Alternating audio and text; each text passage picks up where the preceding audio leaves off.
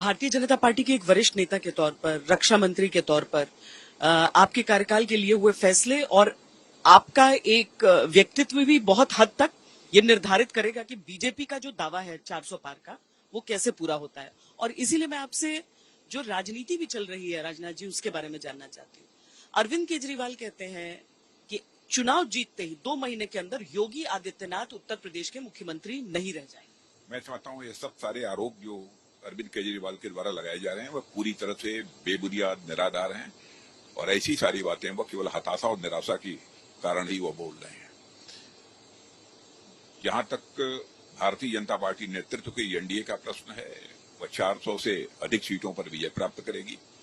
और जो ये कहते हैं कि मोदी जी प्रधानमंत्री नहीं बनेंगे 2024 के बाद, तो मैं ये पूरी तरह से स्पष्ट कर देना चाहता हूं, प्रधानमंत्री मोदी जी केवल 2024 में ही देश के प्रधानमंत्री नहीं होंगे, बल्कि वह 2029 में भी देश के प्रधानमंत्री होंगे। इसमें कहीं पर कोई पुनर्विचार की कोई गुंजाइश है ही नहीं। केजरीवाल आरोप एक और लगाते हैं कि वो अमित शाह के लिए तैयारी कर रहे हैं, ये चुनाव में वोट आपसे मांग रहे हैं तो वो अमित शाह के लिए मांग रहे हैं और वो 75 साल वाली बात, वो पूरी तरह से बेबुनियाद और निराधार बातें कर रहे हैं।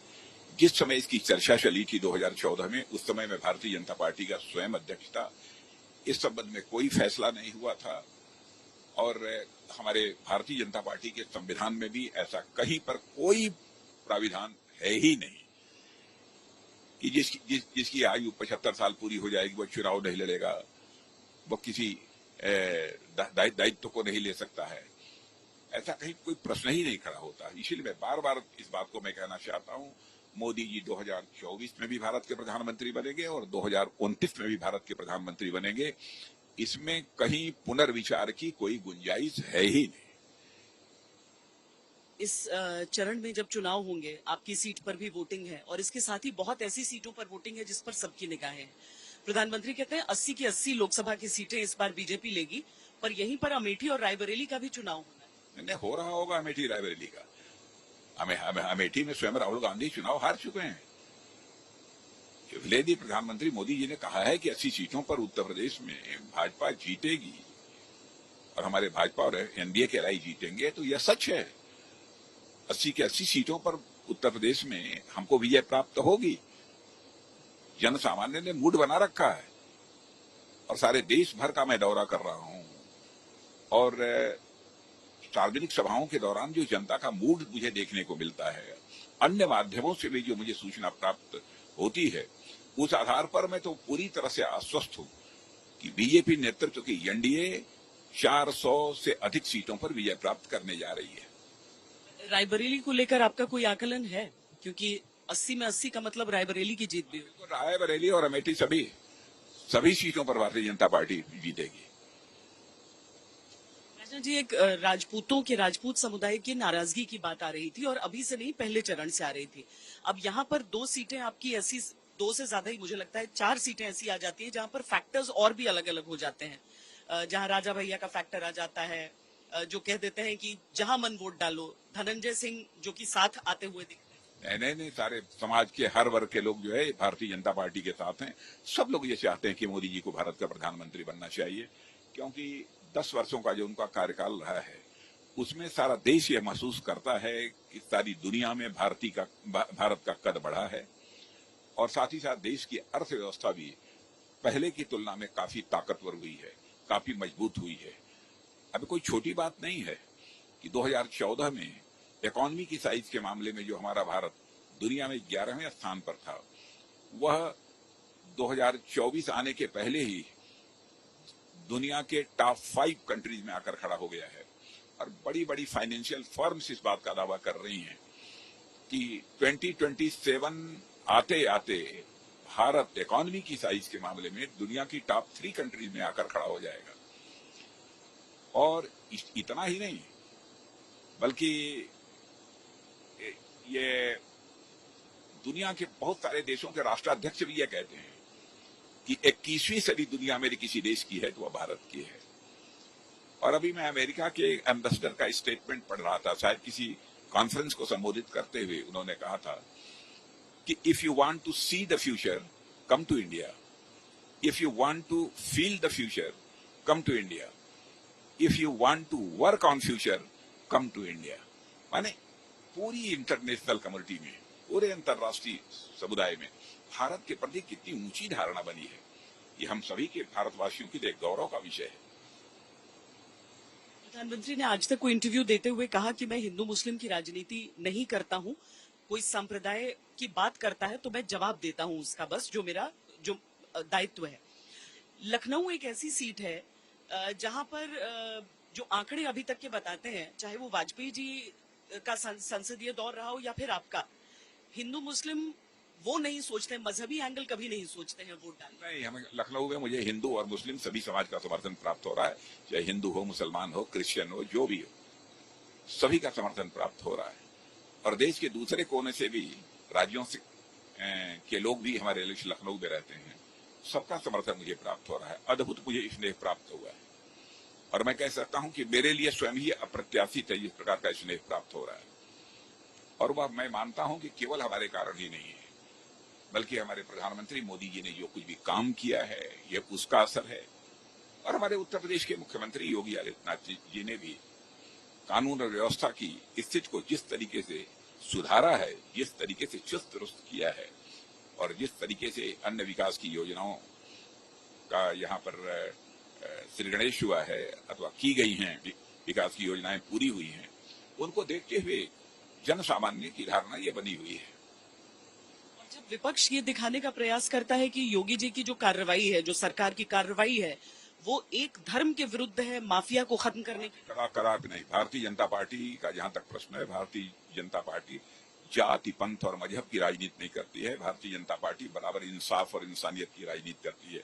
जस्टिस एंड ह्यूमैनिटी, यही हमारी राजनीति का आधार है। अगर वो मुसलमानों के आरक्षण का मुद्दा अगर उठाया जाता है बीजेपी के मंचों से, फिर क्या मुसलमानों को वंचित रखें?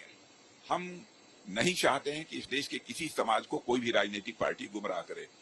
कांग्रेस पार्टी सहित जितनी भी इंडिया अलायंस के जितने घटक हैं, सब के सब इस देश की माइनॉरिटीज को गुमराह करने की कोशिश कर रहे हैं। भारत के संविधान में धर्म के आधार पर आरक्षण का कोई प्रोविजन है ही नहीं, तो कैसे करेंगे? मैं एक उदाहरण आपको देना चाहता हूं। जामिया मिलिया यूनिवर्सिटी और साथ ही साथ अलीगढ़ मुस्लिम यूनिवर्सिटी में एक बार ऐसे ही धर्म के आधार पर आरक्षण हो गया था। सुप्रीम कोर्ट ने उसे रद्द कर दिया। जो चीज संभव नहीं है, संविधान में जिसका प्राविधान नहीं है, तो जनता को क्यों गुमराह कर रहे हो? जनता से क्यों झूठ बोल रहे? और मैं इन नेताओं से कहना चाहूंगा, सारे विपक्ष के नेताओं से, सार्थक राजनीति यदि करनी है तो सार्थक राजनीति केवल और केवल सच बोलकर की जा सकती है। जनता की आंखों में धूल झोंक कर लंबे समय तक राजनीति नहीं की जा सकती। इंडिया गठबंधन के जितने भी दल हैं, हम देख रहे हैं अरविंद केजरीवाल आए, अखिलेश यादव के साथ मंच पर प्रेस कॉन्फ्रेंसेस की हैं, रैलीज हैं, राहुल गांधी साथ आ रहे हैं उन सबके। लेकिन इस सब के बीच ममता बनर्जी कह रही हैं कि अगर इंडिया गठबंधन की सरकार आएगी तो हम बाहर से समर्थन देंगे। क्या कारण लगे? आप देखिए, इंडिया अलायंस की पार्ट तो है नहीं, और जहां तक केजरीवाल का प्रश्न है उनके बारे में मैं बता दूं, बाहर भले ही वो इंडिया अलायंस के पार्टनर हों, लेकिन पंजाब में आप और कांग्रेस एक दूसरे के खिलाफ ये चुनाव लड़ रहे हैं। एक दूसरे की जितनी भी आलोचना की जा रही है, की जा सकती है, उतनी आलोचना भी ये कर रहे हैं। तो यह मानी हुई बात है कि इंडिया अलायंस आज तक जन सामान्य में अपनी विश्वसनीयता बना ही नहीं पाया है, इसलिए चुनाव जीतने का प्रश्न ही नहीं है। रक्षा मंत्री के तौर पर मैं एक दो सवाल आपसे जानना चाहती हूँ। एक ये चुनावों के समय अग्निवीर का मुद्दा बहुत बड़ा बनाया गया है। राहुल गांधी कहते हैं हम हटा देंगे, जैसे ही हम सत्ता में आए हम हटा देंगे। केजरीवाल भी इस चीज को कहते हैं। मैं समझता हूँ सुरक्षा के मुद्दे पर इस तरीके से किसी राजनीतिक पार्टी को गलत बयानबाजी नहीं करनी चाहिए। जहां तक अग्निवीर के जवान हैं, उनके भविष्य की चिंता हमारी सरकार को है और बहुत ही सोच समझ कर यह अग्निवीर इनकी भर्ती का फैसला किया गया है। अब कोई 18 साल की आयु में कोई नौजवान अग्निवीर में एक सैनिक के रूप में भर्ती होता है, 4 साल तक अपनी वह सेवाएं देता है, 22 साल की उम्र में निकलेगा तो उसके हाथ में कुछ लंप सम कई लाख रुपए होंगे और साथ ही साथ उसको इंटरमीडिएट पास होने की सर्टिफिकेट भी मिलेगी, क्योंकि सामान्यतः मिनिमम क्वालिफिकेशन है अग्निवीर में भर्ती होने की वो हाई स्कूल की है, तो उसको अपने आप 4 साल के बाद इंटरमीडिएट की भी सर्टिफिकेट उसको प्राप्त होगी। आगे ग्रेजुएशन करना चाहता है, पोस्ट ग्रेजुएशन करना चाहता है, कॉम्पिटिटिव एग्जाम्स में बैठना चाहता है, वो बैठ सकता है। इतना ही नहीं, यदि मैंने जो भी हमारी पैरामिलिट्री फोर्सेज हैं उनमें उनके लिए अलग से रिजर्वेशन का प्रोविजन किया गया है। इतना ही नहीं, पब्लिक सेक्टर अंडरटेकिंग्स भी अग्निवीर जवान जो 4 साल के बाद निकलेंगे उनके लिए भी रिजर्वेशन का प्रोविजन किया गया है। और इसके अतिरिक्त भी बहुत सारी ऐसी संस्थाएं हैं जिन्होंने की अग्निवीरों के लिए आरक्षण की व्यवस्था की है। और मैं सारे अपने अग्निवीर के जवानों को आश्वस्त मैं करना चाहता हूं कि किसी भी सूरत में हमारी सरकार उनके भविष्य के साथ खिलवाड़ नहीं होने देगी। पीओके के लेकर आप बहुत स्ट्रॉन्ग स्टेटमेंट्स देते रहे हैं शुरुआत से, और हाल ही में जो आपने बात कही थी कि वहीं से आवाज उठेगी, वो लग रहा है जैसे सच भी होने लगी। नहीं, पीओके को लेकर मैंने कभी भी कोई स्ट्रांग स्टेटमेंट नहीं दिया है। हमारा तो स्टेटमेंट बहुत ही माइल्ड रहा है।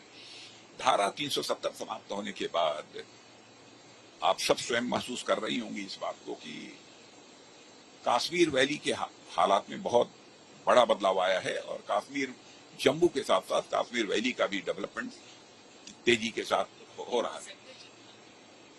वोटिंग परसेंटेज भी अप्रोक्सीमेटली 40% के आसपास पहुंच रहा है, माने मोर देन 37%। ये मैं समझता हूं कि कश्मीर वैली की हिस्ट्री में ये ऐसा पहली बार हुआ है। मुझे लगता है पीओके तो पास में ही है ना, तो पीओके के लोगों को यह सब सारी चीजें दिखाई दे रही हैं। और आज के 3 साल 4 साल पहले ही मैंने कहा था पीओके पर हमें कब्जा करने की कोई जरूरत नहीं पड़ेगी। पीओके के भाई बहन स्वयं इस बात की डिमांड करेंगे कि हमको भारत के साथ मर्ज होना है, स्वयं उनकी तरफ से मांग की जाएगी। मैं इसके प्रति पूरी तरह से आश्वस्त हूं। और आपने देखा कि आज के 1.5 साल पहले से ही अब पीओके में यह मांग समय समय पर उठने लगी कि हम भारत के साथ पीओके को मर्ज करना चाहते हैं, हम भारत के साथ जाना चाहते हैं। यह मांग उनके द्वारा की जा रही है।